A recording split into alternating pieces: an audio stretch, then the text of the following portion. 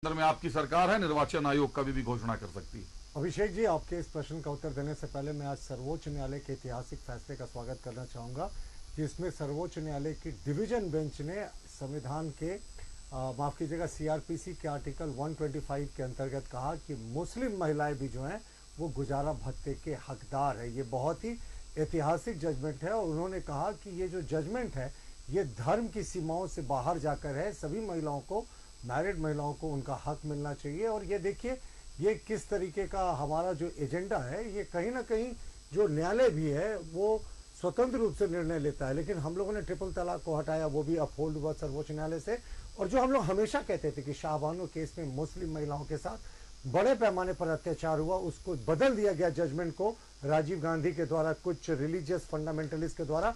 आज सर्वोच्च न्यायालय ने भी हमारे दृष्टिकोण को सही ठहराया है और इस ऐतिहासिक ये जजमेंट है, इससे अब सारी मुस्लिम महिलाओं के लिए जो ये क्लेम करते थे कि शरिया लॉ हमारे यहाँ ज़्यादा इंपॉर्टेंट है, सीआरपीसी आईपीसी बाद में, तब तो भारतीय दंड संहिता आ गई, वो उनके लिए भी द्वार खुल गया कि साहब उनको भी गुजारा भत्ता मिल सकता। चलिए चुनाव पे लौटते हैं अभिषेक, और ये भी चुनावी मुद्दा ही रहेगा। जी बिल्कुल, चुनाव पे लौटते हैं और हम चुनाव के लिए बिल्कुल तैयार हैं। और हम तो शुरू से कहते थे, लेकिन देखिए कैसे कथनी और करनी में अंतर होता है।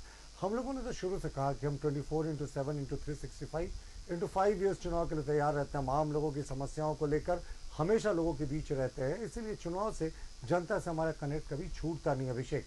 लेकिन अब बात कर ले कि माननीय मुख्यमंत्री जी ने जेल से निकलने के बाद जो पहला अपना उद्बोधन था, उसी में कहा था कि कभी भी करा लो चुनाव, हम उसके लिए तैयार है, चुनाव से कुछ नहीं।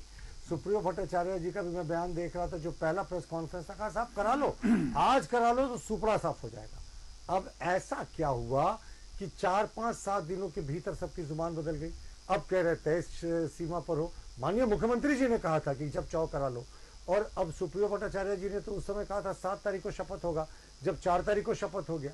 तो अब कहीं ना कहीं जेएमएम को लगता है वो कनेक्ट, या जेएमएम बहुत हड़बड़ी में है, वो कह कुछ रही है, कर कुछ रही है, कर कुछ रही है, कह कुछ रही है। हमारा मानना है कि चुनाव के लिए सब लोगों को तैयार होना चाहिए।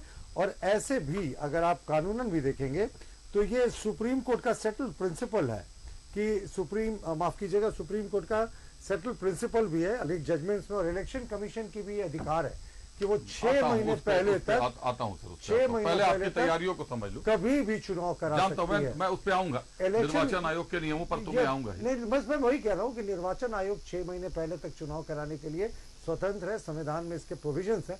तो चुनाव जब भी करा ले हम तैयार है साहब, अक्टूबर में करा ले, नवंबर, दिसंबर, जब करा ले, तय सीमा से 6 महीने के भीतर चुनाव कराने की उनको आजादी है। और हम 52 सीटों पर आगे थे इस बार लोकसभा चुनाव में। विधानसभा की सीटों की बात करें, ये 27% थे। तो जब ये चुनाव करा ले साहब, ये फैसला हो जाएगा कि क्या जनता चाहती है। जी।